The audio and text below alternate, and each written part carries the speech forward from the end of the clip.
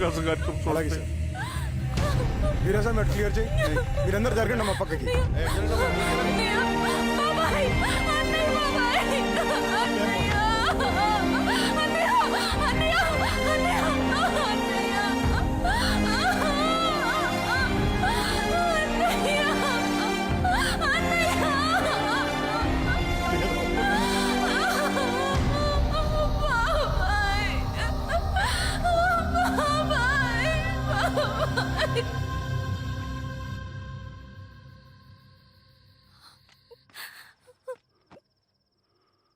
ఊరుకో అమ్మా, ఊరుకో.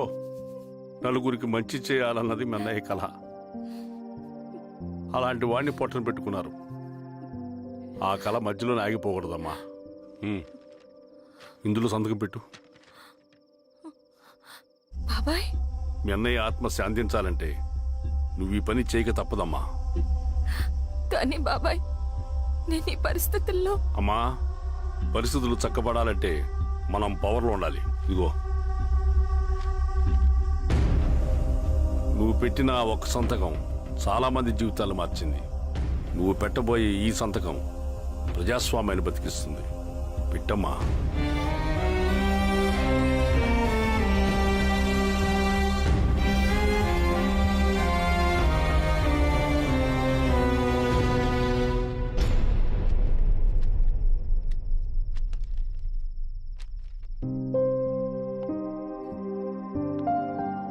వెళ్ళొస్తాను.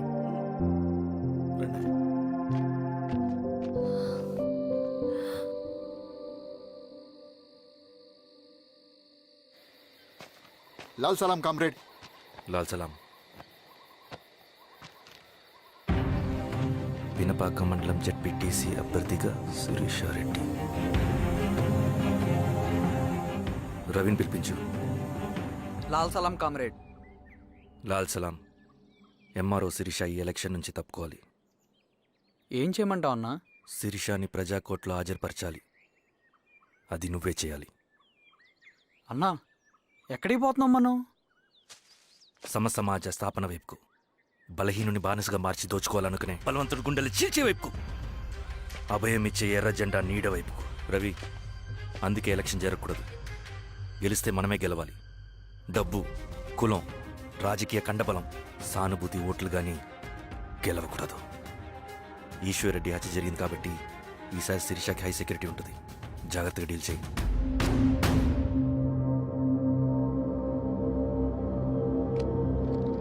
ఇక్కడ విప్లవ లక్ష్యాలకే తప్ప ఎమోషన్కి చోట్లేదు రవి. హత్యకి గురైన నరసింహులకు 2 పసిబిడ్డలున్నారు. అలాంటి ఎందరో పసిబిడ్డల భవిష్యత్తు కోసం మనం ఇచ్చేసినాం రవి. రవి, సెకండ్ వరల్డ్ వార్లో జర్మన్ సైన్యం స్టాలిన్ కొడుకుని బంధించింది. తమ జనరల్స్ని వదిలిపెడితే గాని నీ కొడుకును వదిలిపెట్టమని బేరం పెట్టింది. స్టాలిన్ ఏం చేశాడో తెలుసా? దేశం కోసం తన కొడుకుని వదిలేసుకున్నాడు. కానీ జనరల్స్ని వదిలిపెట్టలేదు. అది కమిట్మెంట్ అంటే. అదే కమిట్మెంట్ నీకు మన ఉద్యమం పట్ల ఉంటే వెళ్ళి శిరీష తీసుకురా.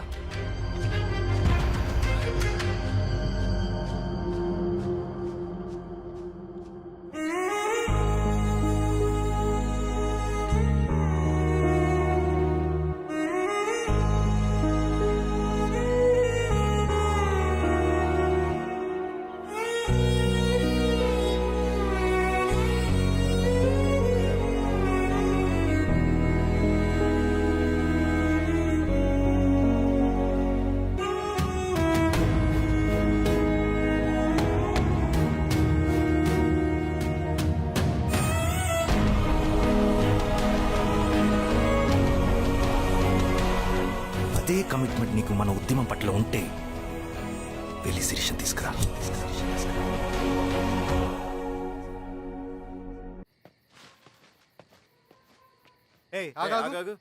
సార్, రవి మనోడేరా? వెళ్ళు. అమ్మా, భోజనం తీసుకురమ్మంటారా? నాకేమొద్దు. భోంచేయకపోతే ఆరోగ్యం పాడవుతుంది శిరీష. నువ్వు వెళ్ళి తీసురా అమ్మా. సరే. రవి, నాకు ఒక మంచి కాఫీ చేసిస్తావా? తలనొప్పిగా ఉంది. చేసిస్తా కానీ తర్వాత నువ్వు భోంచేయాలి.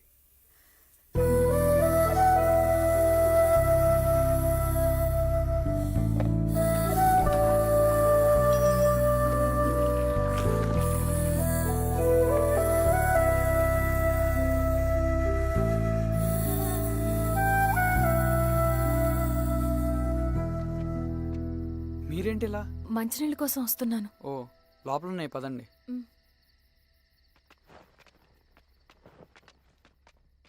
ఇదిగోండి మంచినీళ్ళు.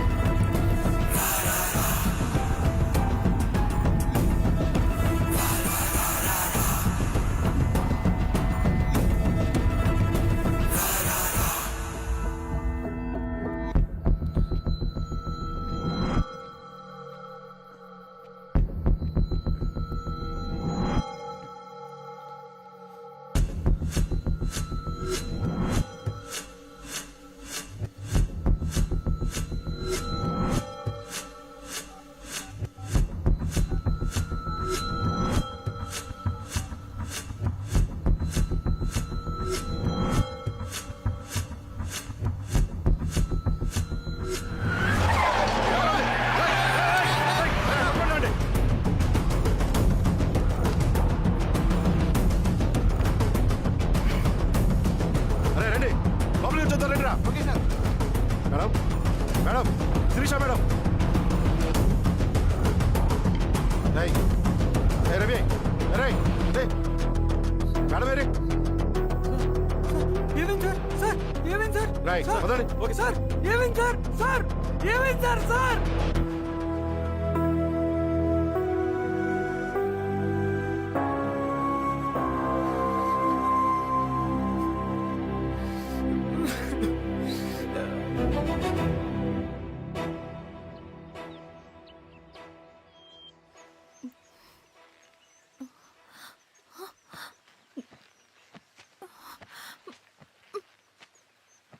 నమస్తే మారో గారు. మా అడవిలో మర్యాదలు ఇలాగే ఉంటాయి. షాక్ అవ్వాల్సిన అవసరం లేదు. జెడ్పీటీసీ ఎలక్షన్ జరగటం మాకు ఇష్టం లేదు. అవి ఆగాలంటే రెండే దారులున్నాయి. ఒకటి మీరు విత్డ్రా చేసుకోవాలి, లేదా మీరు చనిపోవాలి.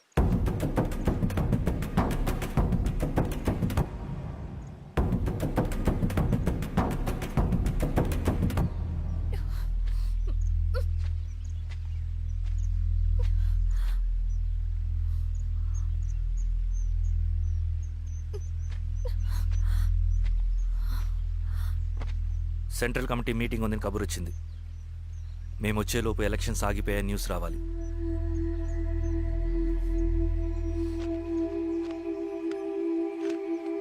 ఇదిగో రవి. లాల్ సలాం comrade.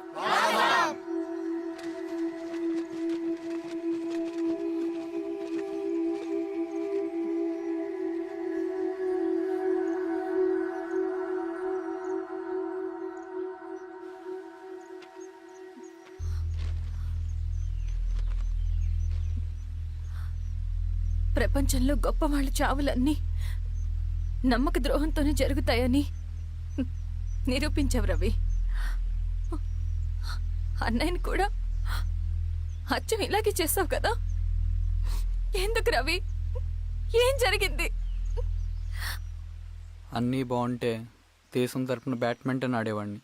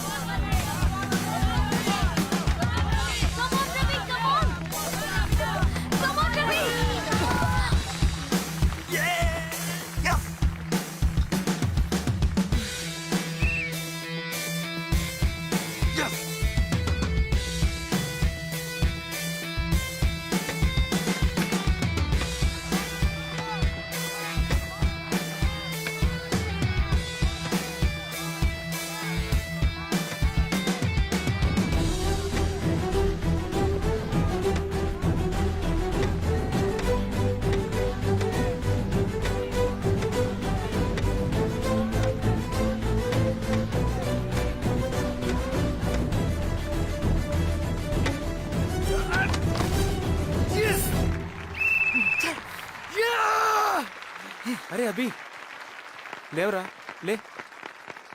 Congratulation. Thank you sir. Ravi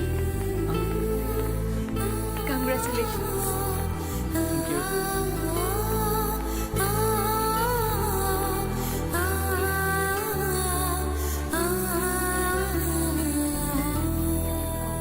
sir, Gangineni Venkateswararao గారి ఎర్రజెండ పుస్తకం ఎక్కడుంది? రవి దగ్గర ఉందమ్మా.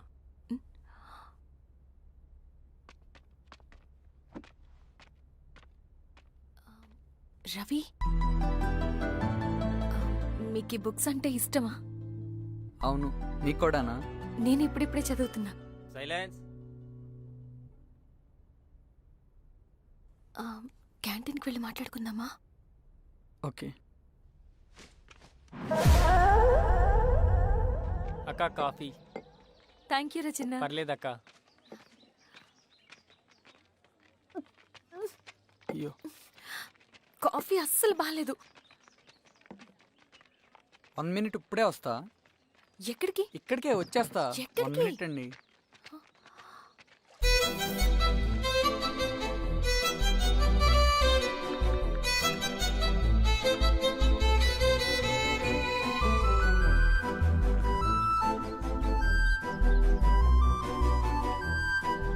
ఒకసారి ఈ కాఫీ టేస్ట్ చేయండి.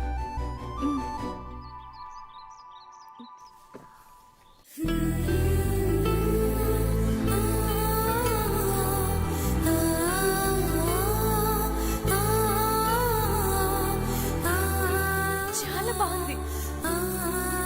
థ్యాంక్ యూ అండి.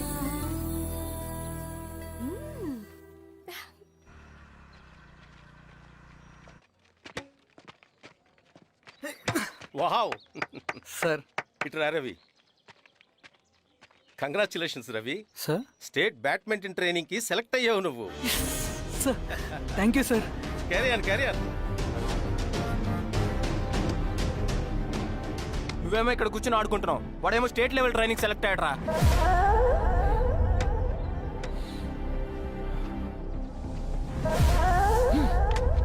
అరే, మొత్తానికి నువ్వు అనుకున్నది సాధించావురా. రే, ఎప్పుడు మనం ఎంచుకున్న మార్గమే మన జీవితాన్ని మారుస్తుందిరా. Hi Ravi. All the best Ravi. నీకోసమే, తీసుకో. Thank you. బాయ్.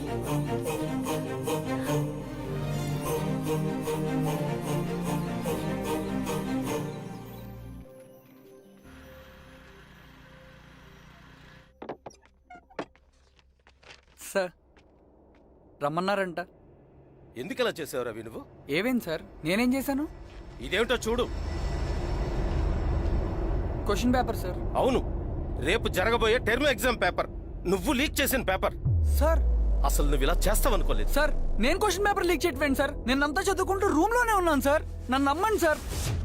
ఈ జెర్సీ నీదే కదా? సార్, అది నాదే కానీ దీనికి నాకేం సంబంధం లేదు సార్. నన్ను నమ్మండి సార్. మల్లయ్య, సార్ నిన్న రాత్రి ఏం జరిగింది? అది ఎవరు మీరు? సార్, అతను అబద్ధం చెప్తున్నాడు సార్. నాకేం తెలియదు సార్. నేను దొంగతనం చేయలేదు సార్. నన్ను నమ్మండి. I'm very sorry Ravi. నేనేం చేయలేను. తప్పు నువ్వే చేసావని అన్ని నీ వైపే ఉన్నాయి. నిన్ను రెస్టికేట్ చేయడం తప్ప నాకు వేరే ఆప్షన్ లేదు. సార్, అంత పని చేయమాకండి సార్. నా లైఫ్ పోతుంది సార్. ఇండియా తరపున బ్యాడ్మింటన్ ఆడాలన్నది నా డ్రీమ్ సార్. నన్ను నమ్మండి సార్. సార్ సార్ సార్ నాకేం తెలియదు సార్. నన్ను నమ్మండి సార్. సార్, నాకేం తెలియదు సార్. నిజంగా నాకేం తెలియదు సార్. సార్, నన్ను నమ్మండి సార్. సార్, నేనేం తప్పు చేయలేదు సార్. నాకేం సంబంధం లేదు సార్. నన్ను వదిలేయండి సార్. సార్, నన్ను వదిలేయండి సార్.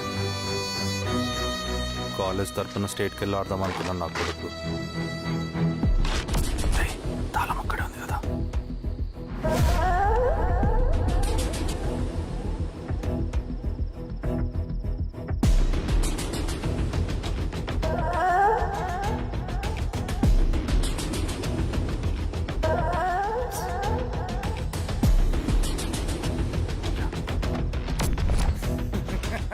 రేపు జైల్లో ఆడుకుంటారా బ్యాడ్మింటన్? సార్, నన్ను ఎందుకు తీసుకొచ్చారు సార్? నాకేం తెలియదు సార్. పేపర్ లీక్ చేసింది. నేను చేయలేదు సార్. నిజంగా నేను చేయలేదు సార్. సార్, సార్, నిజం సార్. సార్, రేయ్, నీ తరపున ఎవరు లేరా? వచ్చి ఫోన్ చేసుకో. ఎలా? త్వరగా.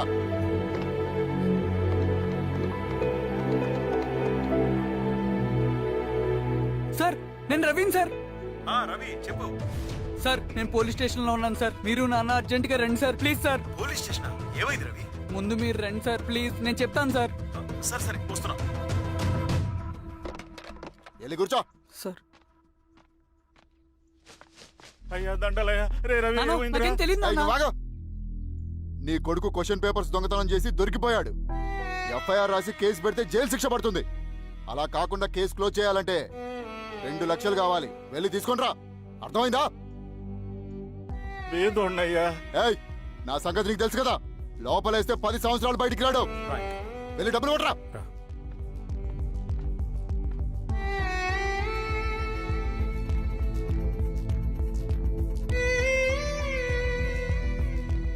దండలయ్యా. ఉమ్, ఇదిగోనయ్యా 2 లక్షలు.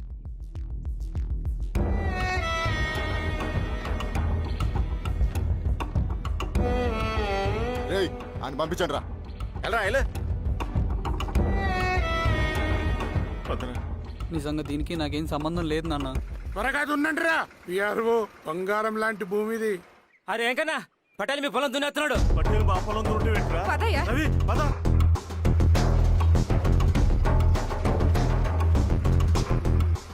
ఏయ్, కానీ అంటరా. అయ్యా పటేల్ అయ్యా. మా పొలంలో మీరు దున్నుతున్నారంటే ఏయ్, నా పొలంలో నేను దున్నకుంటే వాడు దున్నుతాడా? ఏయ్, ఏంద్రా అన్యాయము? పొలం అమ్మినావు కదా, కొనుక్కున్న పొలంలో దున్నుతుంటే అన్యాయం అంటారేంట్రా? ఏ విఆర్ఓ ఆ పేపర్లు చూడరా. మంచిగా చూసుకుంటారా. పొలం అమ్మేవా నాన్న? అమ్మలేదురా, తాకట్టు పెట్టా. ఏయ్, తాకట్టు కాదురా, నువ్వమ్మావు, నేను కొన్నాను. నేను అమ్మలేదయ్యా. వీడు నా దగ్గర 2 లక్షలు తీసుకొని ఈ పొలం అమ్మాడు. 2 లక్షలా? ఎందుకో? మీ వాడు చేసిన నిర్వాకం వల్ల చదువుకోరా అని కాలేజీకి పంపితే ఆడుతూ పాడుతూ ఎగ్జామ్ ఫెయిల్ అవుతాడని తెలిసి ఆ పేపర్ లీక్ చేశాడు వీడు. ఏంటయ్యా ఇది? పోలీస్ కేసు అవుతుందని తెలిసి వీడు నా దగ్గరకు వచ్చి 2 లక్షలు తీసుకుపోయి వాడిని బయటికి ఇరిపించిండు. ఏం రా, అంతేనా కదా? ఏం తమాషా చూస్తుండ్రా? పని చేసుకోమండి. ఏయ్, దొంగ పేపర్ చాలా కొడుకా. పదండ్రా.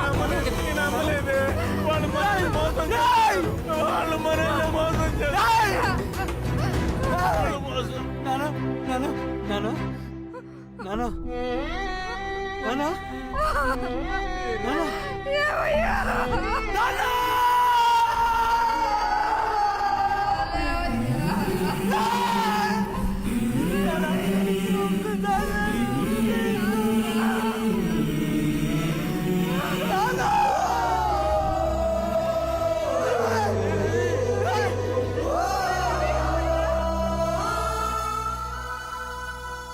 నాన్న చనిపోయిన తర్వాత మా భూమి కోసం వెళ్ళి పై అధికారులను కలిశాను, కానీ వాళ్ళు కూడా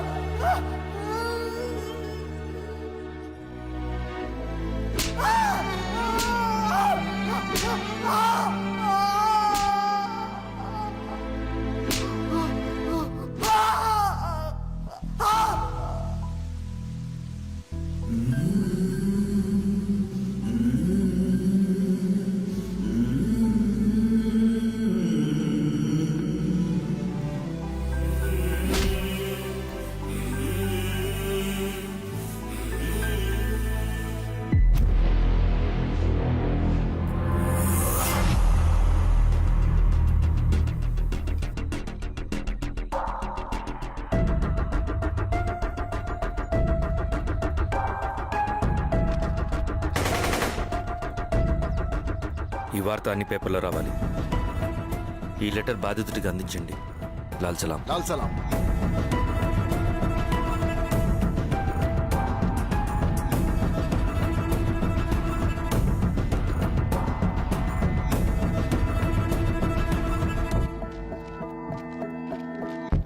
ఈ పీడిత భూస్వాముల నుండి విముక్తి కోసం విప్లవ పోరాటం చేయాలి. పేద ప్రజలను సమసమాజం వైపు నడిపించాలి.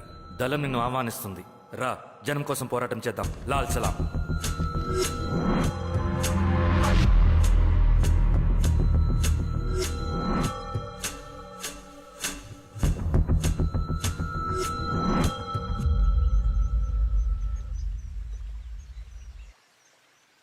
నాకు పట్టిన గతి ఇంకెవ్వరికీ పట్టకూడదని ఉద్యమంలోకి వచ్చాను. ఇన్ఫార్మర్గా చేరాను.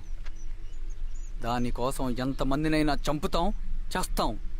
కానీ మేమనుకున్న సమాజం తీసుకొస్తాం. కమ్యూనిస్ట్ రాజ్యాన్ని స్థాపిస్తాం. సమాజమా అంటే? రష్యాలో, చైనాలో, వియత్నంలో మా కమ్యూనిస్టులు విప్లవం ద్వారా సాధించిన ఆదర్శ సమాజం. Lenin, Stalin, Mao, Che Guevara, Fidel కాస్ట్రోల్ సృష్టించిన కులాలు, మతాలు, వర్గాలు, వర్ణాలు లేని ఒక సామ్యవాద స్వర్గం. అదే మేం కలలుగనేది. దానికోసమే మేం పోరాడేది. నాకు తెలిసి నాజీ పార్టీలో గోబెల్స్ తర్వాత అంత ప్రొపగాండా మీ కమ్యూనిస్టులు తప్ప ఈ ప్రపంచంలో ఎవ్వరూ చేసుండరు.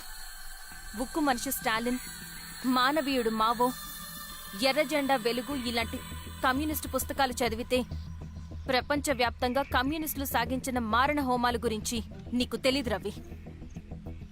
స్టాలిన్ మొత్తం ఎంతమందిని చంపాడో తెలుసా? 2 కోట్ల మందిని. మనుషుల్ని చంపడంలో హిట్లర్నే మించిపోయాడు. చాలా మందిని సైబీరియన్ లేబర్ క్యాంపులకు పంపి దారుణంగా హింసించి మరీ చంపేశాడు. 2వ ప్రపంచ యుద్ధంలో బెర్లిన్ని ఆక్రమించిన రష్యన్ సైనికులు 8 ఏళ్ల నుండి 80 ఏళ్ల వయసులో కంటికి కనపడిన ఏ స్త్రీని వదలకుండా సామూహిక మానభంగం చేశారు. అది కూడా మీ కమ్యూనిస్ట్ దేవుడు స్టాలిన్ హయాంలోనే జరిగింది. ఇక మీ మావోయిస్టుల భగవంతుడు China chairman Mao Zedong great leap forwarded cultural రెవల్యూషన్ల పేరుతో 14 నుంచి 20 మిలియన్ల ప్రాణాలని పొట్టన పెట్టుకున్న మహానుభావుడు. ఇది మీ కమ్యూనిస్ట్ దేవుళ్ళు రాసిన రక్త చరిత్ర. ఆ దేశాలలో పేపర్లు ఉండవు, టీవీలు ఉండవు, స్వతంత్రమే ఉండదు. 1962లో చైనా మన దేశం మీదకి దాడి చేసి భూభాగాన్ని ఆక్రమించినప్పుడు ఒక్కరు కూడా నోరు మెదపలేదు.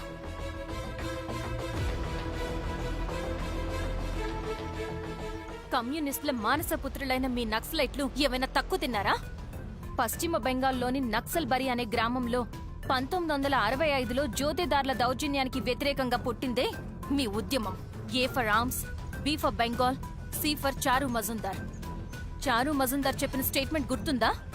వర్గశత్రువుని ఖతం చేసి వాడి నెత్తుట్లో చేతులు ముంచని వాడు విప్లవకారుడు ఎలా అవుతాడు? అక్కడి నుంచి మొదలైంది మీ నక్సల్స్ హింసాకాండ. 1965 నుంచి ఇప్పటిదాకా 1,00,000 మందిని ఉద్యమం పేరుతో చంపేశారు. కేఎస్ వ్యాస్, పరదేశీ నాయుడు, ఉమేష్ చంద్ర, శ్రీపాదరావు, దుగ్గిరాల వెంకట్రావు, హైగ్రీవాచారి, బుడ్డా వెంగల్ రెడ్డి ఇలా చెప్పుకుంటూ పోతే ఎంతో మంది మీ చేతుల్లో చంపబడ్డారు.